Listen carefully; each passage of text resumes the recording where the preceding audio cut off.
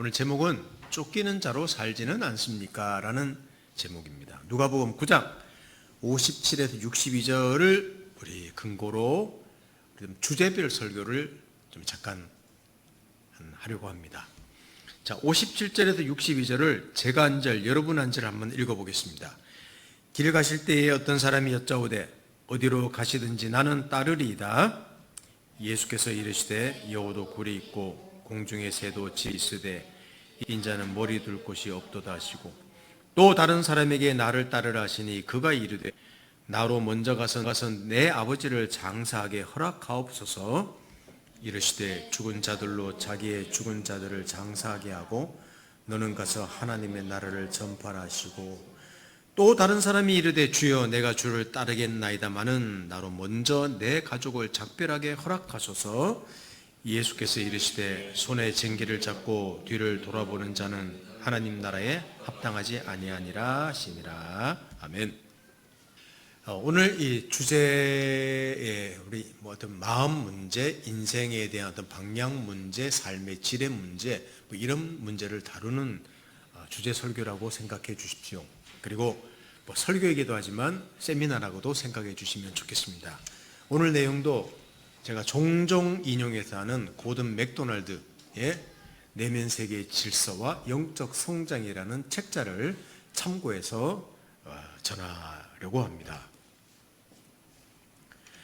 오늘 본문 금방 읽은 내용을 보면 예수를 따르겠다는 사람들이 많습니다. 근데 적극적으로 따르겠다고 하는 사람들에게 찬물을 끼얹었죠. 거절하는 듯한 반응을 보이셨기 때문입니다.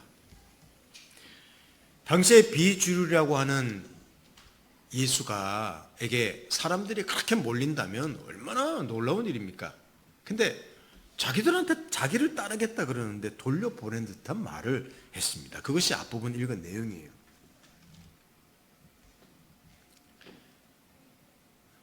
이들은 누군가 하면요, 예수를 적극적으로 따르겠다고 말합니다. 그런데 조건을 달고 있습니다. 쉽게 말하자면 자기 스케줄, 자기 목적, 목표, 무슨 전략을 가지고 따르겠다고 말하고 있는 것입니다.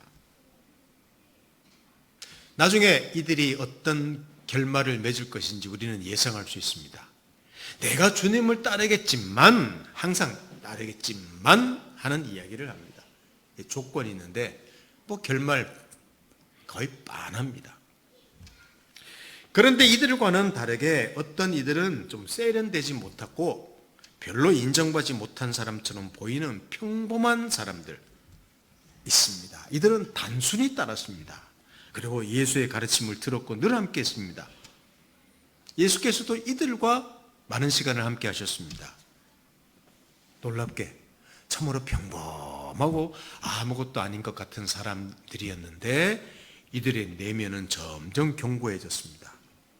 결국 이들은 예수님과 함께 끝까지 함께 했고 나중에 교회를 세우고 온 세상에 복음을 전하는 일에 누가 사용됐는가 하면 바로 이 어리석어 보이는, 평범해 보이는, 보잘것없어 보이는 사람들이 끝까지 함께 했다는 사실입니다.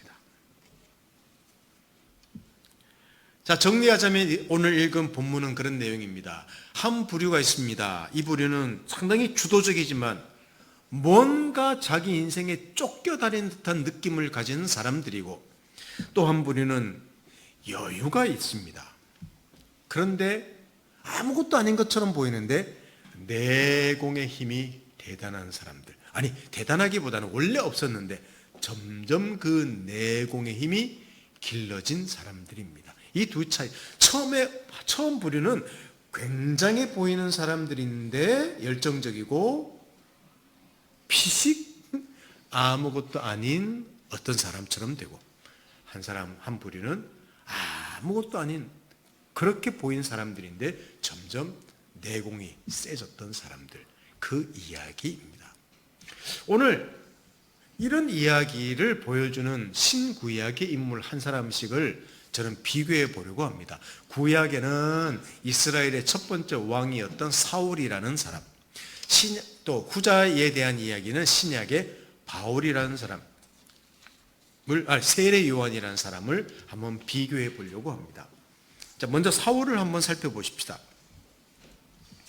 이스라엘의 첫 번째 왕이었던 사울입니다. 참 좋은 점을 많이 가지고 있었습니다. 집도 부유했고, 또 매력적인 점도 좀 많았고, 또 성품도 상당히 좋았다고 합니다. 그리고 건장했어요. 보통 사람보다 어깨 위로 하나 키가 컸다고 하니까 멋있는 사람이었죠. 이 특징만으로도 그는 이스라엘의 왕이 되기에 적합했던 인물입니다.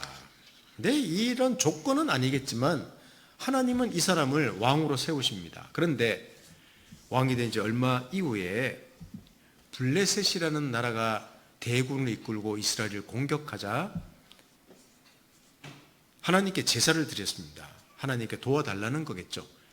그 제사를 드리려면 그 당시 제사장이나 선지자나 이런 사람들이 제사를 드려야 됐습니다. 그러니까 사무엘 선지자가 와야 됐었는데 사무엘이 온다고 하는 시간까지 안 오니까 조급해서 그냥 왕인 자신이 해서는 안 될 일, 제사를 드리고 말았습니다. 월권을 한 거죠. 자, 사무엘상 13장 8절에서 10절을 한번 보십시오. 자, 제가 읽어드리겠습니다. 사울은 사무엘이 정한 기한대로 이레 동안을 기다렸으나 사무엘이 길갈로 오지 아니하매 백성이 사울에게서 흩어지는지라 바울이 이르되 번제와 화목제물을 이리로 가져오라 하여 번제를 드렸더니 번제 드리기를 마치자 사무엘이 온지라 사울이 나가 맞으며 무난하매 라고 되어 있습니다. 물론 사무엘도 좀 잘못했죠. 정한 기한이 와야 되는데 안 왔습니다. 그래도 아무리 환경이 급해도 당시의 율법으로는요 왕이 제사를 드릴 수 없습니다. 근데 제사를 드리자마자 사무엘이 왔다는 거예요. 참 이상하지 않습니까? 상황이 워낙 위급한 상황이기 때문에 제사를 드렸다는 것이 당연하게 여길 수도 있습니다만은 이것을 우리는 살펴볼 수 있습니다. 사울 왕은 늘 뭔가 쫓기는 삶을 살았다는 거예요. 불안했다는 겁니다. 하나님께서는 그의 나라가 길지 못할 것이라고 선언합니다. 그러면 하나님의 심판이 선언되면 자기를 돌아보면서 좀 살펴야 되는데 그는 점점 더 자기 자신한테 집착하면서 불안해합니다. 그러다가 한 사건이 일어나는데 또 어떤 다른 나라와 전투 중에 자기 군사들이 많이 지쳐있는 상황에서 사울은 자기 공명심 때문에 백성들에게 무리한 요구를 하는 한 사건이 나옵니다. 그러니까 백성들이 다 굶주리고 있습니다. 여러분 굶주린 군인들한테는 먹여야지 전쟁을 할 수 있지 않습니까? 근데 먹이지 않고 이런 이야기를 하는 거예요. 자, 사무엘상 14장 24절을 우리 함께 읽어볼까요? 사무엘상 14장 24절을 함께 읽어보겠습니다. 이날에 이스라엘 백성들이 피곤하였으니 이는 사울이 백성에게 맹체시켜 경계하여 이르기를 저녁 곧 내가 내 원수에게 보복하는 때까지 아무 음식물이든지 먹는 사람은 저주를 받을지어다 하였으므라. 그러므로 모든 백성이 음식물을 맛보지 못하고 이야 세상에 음식을 줘야 되는데 얘들아 여러분 원수를 끝까지 이기기 전까지 절대 먹어서는 안 됩니다. 그 먹는 사람은 내가 처단하겠소. 세상에 왕이 여러분 그렇게 명령할 수 있습니까? 의도는 좋다고 합니다. 전쟁에 이겨야 된다는 마음이 있기 때문에. 근데 이거는 이렇게 저는 결론을 내줄 수 있습니다. 늘 조급한 지도자, 늘 쫓기는 지도자는 주변 사람들한테 안정과 평안함을 주지 못합니다. 그러니까 결국 이런 사울의 명령은 하나님을 위함도 아닙니다. 백성을 위함도 아닙니다. 누구를 위함입니까? 자기를 위함이에요. 자기가 급하니까, 자기가 불안하니까, 전쟁에 이겨서 승리해야 되니까 백성들한테 군인들을 먹이지 않았다는 거예요. 여기에도 사울이 어떤 자인지 분명히 나타나 있습니다. 이런 조급한 사울은 나중에 자기 사위로 맞은 다윗이라는 참 경건한 한 사람, 그 다윗과도 평생 경쟁하면서 자기 왕위를 지키기에 집착합니다. 그리고 평생을 에너지를 소모합니다. 그리고 도망다니는 사위 다윗을 찾기 위해서 에너지를 소모하고 온 나라를 뒤지면서 나중에 그는 처참한 최후를 맞이하게 된다는 것입니다. 이게 사무엘상에 나오는 사울에 대한 이야기예요. 여러분, 사울은 무엇을 성취하는 데만 급급했던 사람입니다. 일에만, 사람들의 환호와 인정에만 급급했던 사람입니다. 경쟁심으로 다른 사람들보다 더 나아야 된다는 강박관념이 많았던 사람입니다. 그리고 당연하죠, 일, 환경, 그 다음에 경쟁심, 인정, 이런 데만 늘 급급해 있으니까 어디에는 관심이 없습니까? 자기의 됨됨이, 인격에는 전혀 관심이 없는 사람이에요. 당연히 그 내면에서는 항상 경쟁, 열등감, 자만심, 시기심, 분노, 절제할 수 없는 수많은 것들이 그 마음에서 터져나왔다. 그것이, 그 내면이 그 인생을 끌어서, 그 거친 내면이, 정돈되지 않은 내면이, 마음이 그 인생을 끌고 다녔던 거예요. 이게 사울의 인생입니다. 분명히 파괴적인 열등감과 스트레스에 시달리고 있었을 것입니다. 그런데 이런 상태에서 벗어나려고 하는 마음이 전혀 없었습니다. 하나님이 분명히 가르쳐 줬을 거예요. 어떤 사건을 통해서 분명히 가르쳐 줬을 것인데 그는 듣지 못합니다. 여러분, 이렇게 사울의 인생을 한번 결론 지을 수 있습니다. 그리고 우리가 교훈 받을 수 있습니다. 어떤 사람들은 쫓겨다니는 인생을 살아갑니다. 늘 분주하게 쫓겨다니는 인생을 살아갑니다. 이것은 인정과 칭찬이 결핍된 환경에서 자란 경우가 대부분이라고 많은 분들이 이야기합니다. 그러니까 늘 나는 무엇을 해야 돼, 앞서야 돼, 최고가 돼야 돼. 이것은 자랄 때, 어릴 때부터 자랄 때 사랑을 받지 못한 사람이 그런 경우에 많다고 많은 분들이 이야기합니다. 그러니까 평생 다른 사람한테 인정받기를 원한다는 것이죠. 지도자 중에서도 어린 시절에 부모를 잃는다든지 심각한 상실감이라든지 수치심 같은 걸 겪으면 자라면서 늘 사람들의 인기에 영합하는 경우가 많다 그래요. 늘 사람들한테 저 사람을 죽여서라도 내가 올라가야 되고 더 높이 가야 되고, 가만히 그 사람 다 100%는 알겠지만 그 사람의 자란 환경을 보면 사랑이 결핍된 경우가 참으로 많다고 합니다. 그러니까 심하게 권력을 휘두르는 사람들 대부분이 그 사랑이 결핍된 사람들이라고 할 수 있죠. 그러니까 열등감이 많지 않습니까? 그것을 다른 사람과 관계에서 자기가 휘두르는 권력으로 간다는 것입니다. 이게 사울의 모습입니다. 사울도 사실은 사울이 어렸을 때, 젊었을 때 아버지가 암나귀를 잃어버린 적이 있답니다. 성경에 그게 나와요. 근데 종들이 그렇게 말합니다. 아우, 도련님 돌아가야죠. 도저히 그 암나귀를 찾을 수 없는데 돌아가면 좋겠습니다. 그럴 때 이 사울도 아버지 그것을 말하는 것을 굉장히 돌아갈 것을 두려워해요. 그것은 아무리 봐도 제 생각에는 그런 것 같습니다. 부모와의 관계에 있어서 상당히 두려움과 그 사랑을 받지는 못하는 관계가 아닌가, 그런 생각을 가지는 거예요. 왕으로 나중에 선택됐을 때도 그가 하나님이 자기를 왕으로 세웠구나 이렇게 가지 못하고 숨어요. 그것 많이 숨어 지냅니다.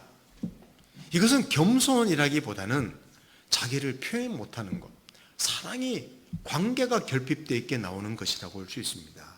여러분, 이런 문제가 있는 사람들이 다 어려움을 겪는다는 말은 아닙니다. 이런 사람들도 열등감, 사랑에 결핍되었어도 열등감이 있어도 어떤 사람은 조직을 만들기도 하고 번성할 수도 있습니다. 근데 가장 큰 문제는 자기를 지킬 수가 없다는 것입니다. 이게 제가 사울에게 하고 싶은 말이에요. 현대인일수록 더욱 이런 경향을 보이는 사람들이 있습니다. 교회에서도 마찬가지입니다. 늘 조급합니다. 현대인들 진짜 조급하죠. 늘 무엇인가 쫓기고 있는 것 같습니다. 현대교회도 참 느긋한 여유 있는 교회가 별로 없는 것 같아요. 늘 부흥해야 된다.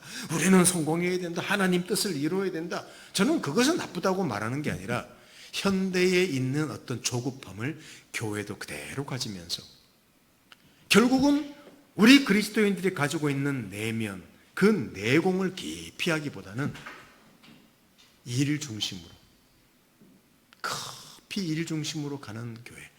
그것은 평생 여러분 어디에 초점이 맞춰 있는 게 아닙니까? 그건 사실은 하나님 중심이 아니라 자기 중심으로 맞춰 있기 때문이라는 사실입니다. 사울의 생애를 통해서 우리 살펴본 것이 그런 내용이었습니다. 오늘 설교 제목이 뭡니까? 당신은 쫓겨다니는 인생을 살지 않습니까? 그런 내용이지 않습니까? 사울의 인생을 통하여 그것을 살펴보았습니다. 근데 한 사람을 또 소개하려고 합니다. 신약에 나오는 세례 요한이라는 사람을 소개할 것인데 우리 이 세례 요한을 통하여 그러면 사울에게서 우리가 좀 보았던 문제점에 대한 해답을 어느 정도 찾을 수 있을 것이라고 생각합니다. 세례 요한을 보겠습니다.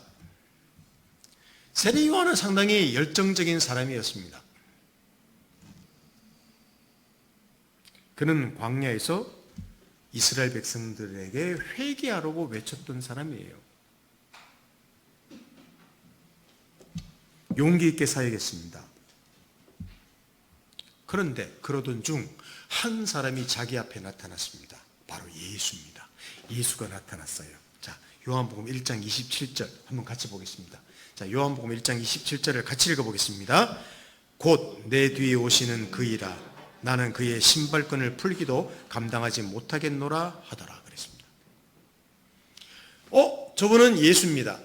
나는 저 사람 신발끈도 풀기도 감당하지 못한다는 말은 사실은 저 사람의 종도 될 수 없습니다 라는 표현으로 하고 있습니다. 그러면서 예수를 소개하는 거예요. 그렇게 인기가 많던 요한의 인기는 급락합니다. 예수가 부각되고 요한은 점점 시들어가고 있습니다. 자기 제자들이 예수의 제자가 되도록 막 하나 둘씩 가기 시작합니다. 요한의 태도를 볼까요? 요한복음 3장 27절에서 30절도 한번 보겠습니다. 요한복음 3장 27절에서 30절.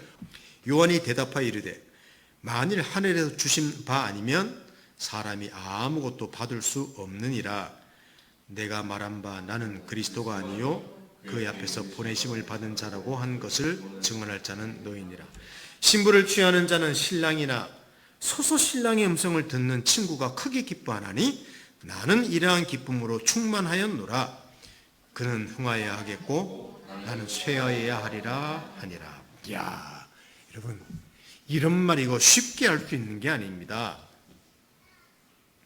다윗, 자기와 경쟁 상대에 있는 사람을 죽이려고 혈안이 되었던 사울이라는 사울 왕과 얼마나 비교가 되는 사람입니까? 요한은 자신이 누군지를 정확히 알고 있었습니다. 그런 자기 인식이 내면에 명확히 있고 자기 정체성, 자기 신분에 대한 명확한 내면이 정돈되어 있었기 때문에 물론 인간이기 때문에 얼마나 갈등됐겠습니까? 아유 예수가 나보다 인기 있구나. 아유 나는 망했어. 이런 마음이 저는 있었을 것이라고 생각해요. 세례 요한은 너무 미워하지는 맙시다. 그래도 그것은 잠깐. 그래. 저분이 하나님 뜻으로 오신 메시아지. 나는 메시아가 아니지. 저분은 잘 되어야 돼. 나는 그냥 없어져야 돼.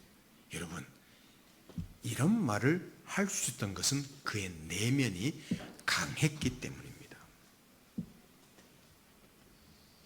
그 당시에 어떤 분위기를 보면 세례 요한은 거의 메시아 수준이었습니다. 그가 나가서 광야에서 여러분 회개하시오 그러면 사람들이 울고, 그다음에 남의 돈 떼먹는 세리들이 회개하고 또 다른 사람을 갈취했던 군인들이 회개하고 돌아오는 일이 비일비재했다고 합니다. 이스라엘에 그냥 대부흥이 오던 시대예요.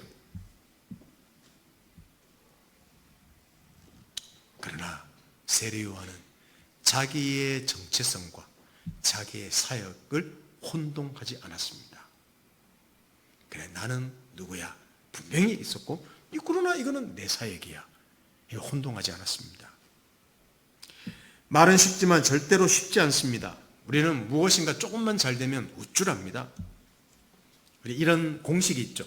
성취가 인격이다. 재물이 인격이다는 어떤 공식이 있는 것 같습니다. 아닙니다. 그거 틀렸습니다. 절대 진리가 아닙니다.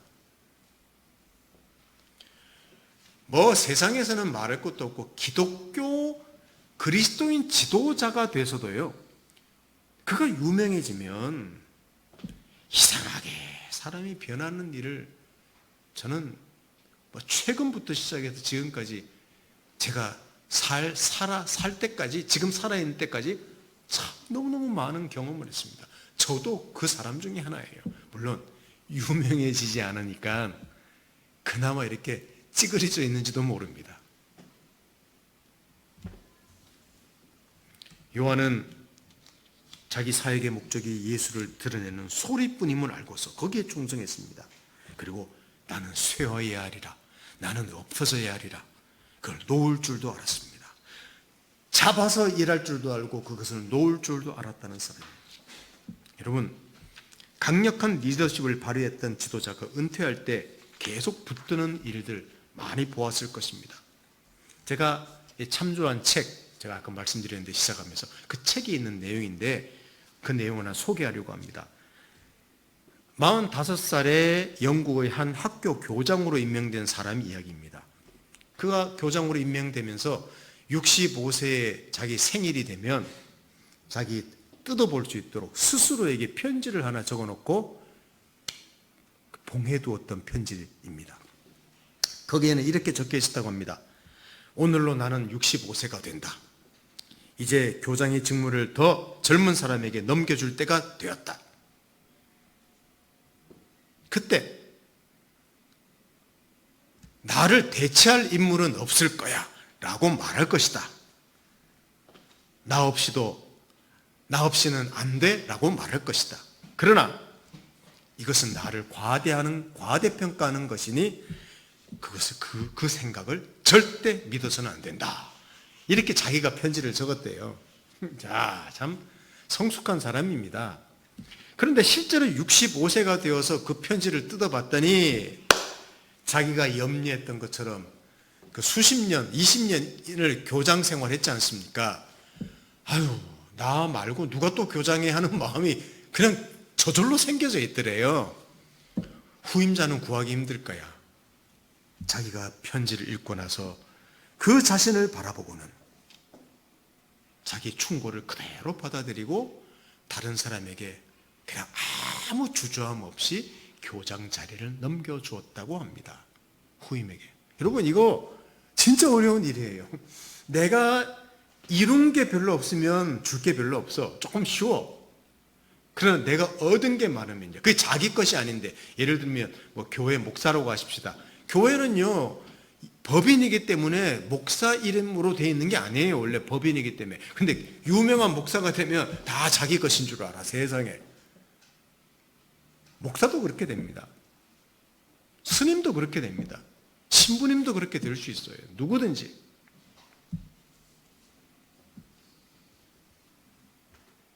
이 정도로 내려놓기는 힘듭니다.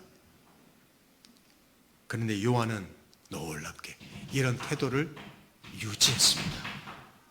여기서 우리는 그의 삶에서 중요한 점을 배우게 됩니다. 아마 요한도 이런 마음을 먹었겠죠. 와, 나는 영적인 천재인가 봐. 혹시 내가 메시아인데 하나님이 잘못 선택한 게 아닌가? 저 사람은 목수잖아.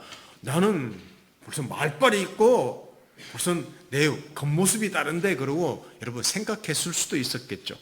근데 그는, 여기도 핵심입니다. 잘 들으십시오. 그는 광야에서 계속 지냅니다. 여기 중요한 요소입니다. 사회와 격리된 채 광야에서 지냅니다. 이 광야에서 하나님 말씀이 요한에게 임했습니다. 분주하고 시끄럽고 자기 중심에 사로잡혀 있는 도시에서는 얻을 수 없는 것들을 그는 얻습니다. 광야에서 깊이 생각하고 광야에서 많은 것을 얻습니다. 자, 여러분 물어보십시다. 광야에서 얻을 게 많습니까? 도시에서 얻을 게 많습니까? 도시죠. 근데 반대로 생각할 수도 있습니다. 도시에서는 얻을 것도 많지만 잃을 것도 많고, 광야, 아무것도 없는 쓸쓸한 곳에서는 얻는 것도 없지만 진짜로 얻는 것들이 많을 수 있습니다. 이것을 꼭 기억하시면 좋겠습니다.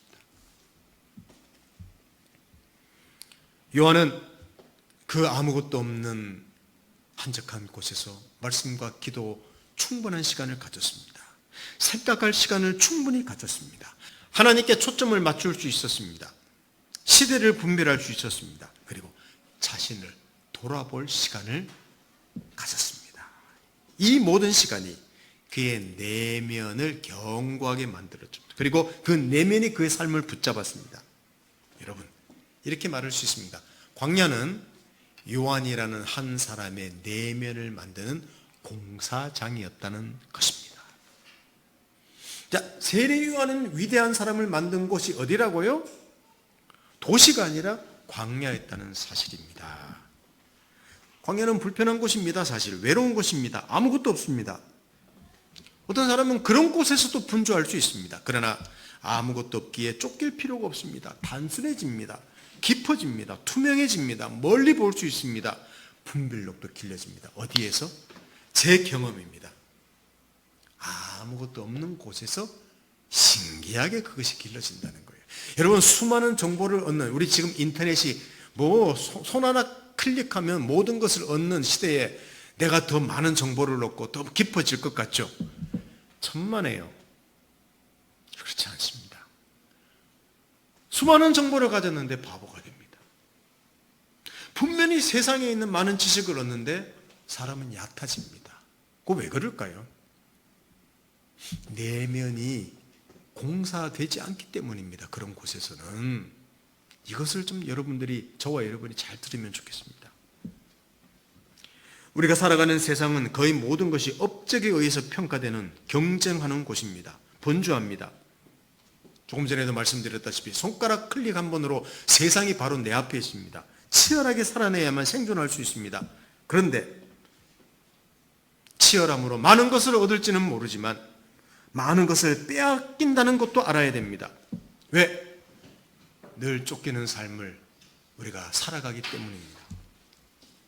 여러분, 우리의 내공을 키우고 경고할 기회와 시간을 반드시 확보해야 됩니다. 자, 무엇을 키우라고요? 내공, 내면을 키워야 될 시간과 공간을 꼭 확보하면 좋겠습니다. 바쁘게 살아가는 것이 좋은 것만은 아닙니다. 그리고 여유가 있다고 내공이 저절로 길러지는 것만도 아닙니다. 우리 내면의 세계가 어떻게 정돈되고 힘을 가지고 깊어지는가, 거기에 유념하고 우리 치열하게 살더라도 그 마음을 가질 수 있고, 여유 있게 살더라도 그런 마음을, 내공을 못 쌓을 수 있다는 사실을 알고 어디에 내 인생에 초점을 둘 것인가, 좀 그런 마음을 가지면 좋겠다는 것이 오늘 말씀입니다. 내가 사울이 될 것이냐? 높은 지위를 가졌고 많은 것들을 누리고 많은 일들을 하지만 그것이 쫓기는 인생이 되어서 내 인생이 자칫 잘못하면 파멸되는 인생을 살 것인가? 아니면 아무것도 없는 것처럼 보이는 한 인생이지만 세상의 모든 것을 얻은 것 같은 또 한 인생, 세례 요한과 같은 인생을 살 것인가? 그거는 누구한테 달리는가 하면 우리가 결정할 일이에요. 저와 여러분 자신들을 한번 좀 돌아보면 좋겠습니다. 나는 쫓기는 인생을 살고 있는가? 나는 이 참 너무너무 분주한 세상에서 그런 여유를 가지고 내면을 정돈하고 미래를 바라보고 과거를 돌아보며 하나님을 초점을 맞추고 사색하고 생각하며 그런 인간으로 살아가고 있는가? 그는 우리가 매일매일 내가 선택하고 내가 씨름해야 될 일입니다. 우리 잠언 4장 23절을 마지막으로 읽으면서 마음에 꼭 새기면 좋겠습니다. 잠언 4장 23절을 우리 마지막으로 함께 읽어보겠습니다. 모든 지킬 만한 것 중에 더욱 내 마음을 지키라. 생명의 근원이 이에서 남이니라. 아멘. 모든 지킬 만한 것 중에서 더욱 내 마음을 지키라 그랬는데 메시지 성경은 이렇게 번역하고 있습니다.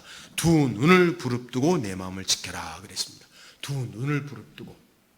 여러분, 얼마나 중요한 일이면 두 눈을 부릅뜨고 마음을 지키라고 말하고 있겠습니까? 그렇습니다. 내면의 질서가 안정되고 정돈되어야 그의 삶이 안정되고 힘이 있게 됩니다. 사랑하는 성도 여러분, 이루고 싶은 일이 많을 것입니다. 얻고 싶은 것도 많을 것입니다. 그러나 이 바쁜 시대에, 쫓기는 시대에 우리는 우리 마음을 먼저 견고하게 해야 합니다. 이것이 우리의 생명이고 풍성함입니다.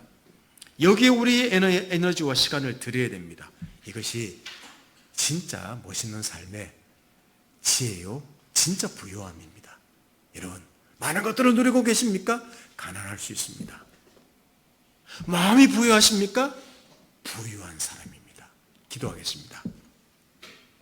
하나님 아버지, 오늘 참 쫓기는 시대에 살고 있는 저희가 어디에 초점을 두어야 할지 생각해 보았습니다.